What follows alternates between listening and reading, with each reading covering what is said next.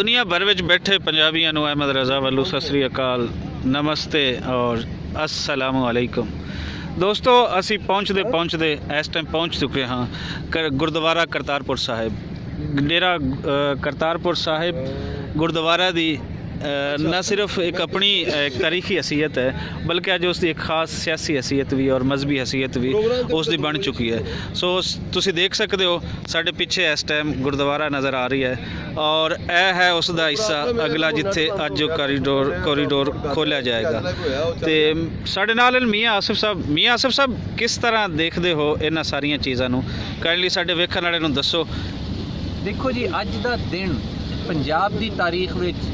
बड़े सगीर की तारीख दे विच, बल्कि एशिया की तारीख दे विच एक बहुत वड्डा दिन है। ये सिर्फ इवेंट ऑफ दी डे या वीक ही नहीं बल्कि इवेंट ऑफ दी सेंचुरी इनू अज के दिन असीं कह सकते हैं कि यादगार दिन याद रखा जाएगा हमेशा तारीख दे विच। पाकिस्तान की 70 साल तारीख दे विच, पाक भारत नफरतों की 70 साल तारीख दे विच वो यादगार दिन आ जिस दिन दोवां मुल्कां दी आवाम नूं करीब लिया जा रहा, दोवां पंजाबां दे वासी जेड़े विछड़े एक दूसरे नाल मिलन दा कोई राह पैदा हो गया। अगरचे ये सिर्फ खोलिया ते जा रहा, जिहड़ा कॉरीडोर बनाया जा रहा दरबार साहब लई, ये बाबा गुरु नानक देव जी के 550वें जन्मदिन दी तकरीबात लई बनाया जा रहा, पर वो दिन जिहड़ा इसलिए याद रखा जाएगा कि ये राही एक कदम जरूर अगे बढ़ जाएगा पीस प्रोसैस वाल, दोवां मुल्कां दे अवाम वाल और खसूसन दोवां मुल्कां दे करोड़ां पंजाबियां वाल कि वो एक दूसरे नाल मिल सकणगे, अपनी एक माँ बोली दे बोलण वाले प्यार करने वाले एक दूसरे दे नाल मिल सकणगे। और इस दिन नूं इसलिए याद रखा जाएगा कि अगर जे उत्ते काबिशां ते पहले भी हो रही सी, बलटोआ ने भी काफ़ी कोशिश की कि किसी भी तरह कॉरीडोर खोलिया जाए, पर जिहड़ा ये एजाज़ हासिल होया नवजोत सिंह सिद्धू नूं हासिल होया, जिहड़ा उन्होंने जफ्फी पाई साडे आर्मी चीफ को आके, तो उस टाइम जी उन्होंने एक मंग की जनरल कमर जवेद बाजवा कोलों वज़ीर आज़म पाकिस्तान इमरान खान के तकरीबी अलबरदारी वाले दिन वो पूरी हो गई, मन ली गई। तो अज वो दिन जिहड़ा ख्वाब करोड़ा पंजाबी देखते आ रहे थे 70 सालों तो, उसकी ताबीर मिलन का दिन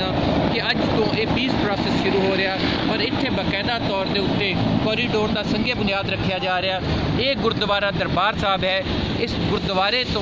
चंद किलोमीटर के फासले के दूजे पासे इंडिया का बार्डर है, दरम्यान दे विच नाला बई तो उस तो बाद दरिया रावी आंदा सी ते उसदी अगे जिहड़ा सीगा भारत का जिहड़ा बार्डर आ जाता सी, उहदे पारों जिहड़े सीगे सिख यात्री देखते हुंदे सी, हमेशा आके दूरबीना राही देखते सी, दूरबीना दे नाल दरबार साहब नूं आके देखते सी। ते हुण उन्हां नूं अपनी अखीं आके देखण दा मौका मिल सकदा। सिर्फ ये दरबार साहब के दर्शन करने का मौका नहीं होएगा भारतीय पंजाबियों लई, बल्कि एक अमन वधाउण लई, प्यार वधाउण लई, ते जिहड़ा प्यार मुहब्बत के दर्स बाबा फरीद ने दिता सी ते उधरों बाबे नानक ने दिता सी, ओदा ना सिर्फ वो दर्स बताया जाएगा, वो पैगाम अगे जाएगा, बल्कि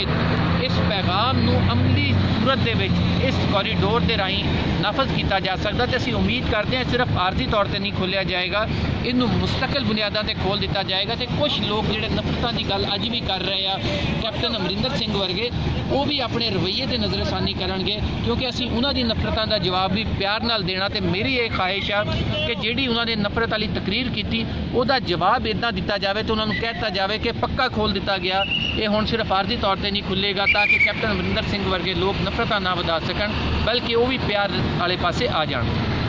जी बहुत शुक्रिया मियाँ साहब, बहुत शुक्रिया।